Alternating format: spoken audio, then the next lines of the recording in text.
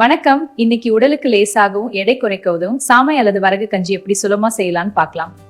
முதல்ல சாமை அல்லது வரகுவை நல்லா கழுவிக்கோங்க. பிறகு சாமை, வரகு, தண்ணீர், சிறிது உப்பு, விருப்பம்னா கொஞ்சம் சீரகம், தேவையான தண்ணீர் சேர்த்து மிதமான தீயில வேக விடணும். இடையிடையே கிளறுனா கஞ்சி மென்மையா வரும்.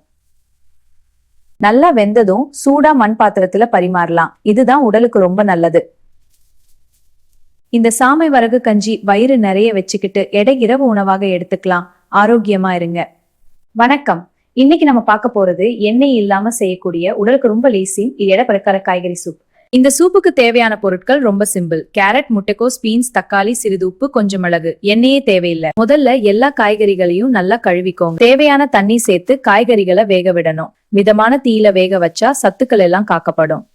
காய்கறிகள் நல்லா வெந்ததும் சிறிது உப்பும் மிளகும் சேர்த்து மெதுவா கிளறுங்க. இதுதான் இந்த சூப்பின் சிம்பிளான சுவை ரகசியம். இந்த காய்கறி சூப்பு வயிறு நிறைய வச்சுக்கிட்டு கலோரிய குறைக்கும்.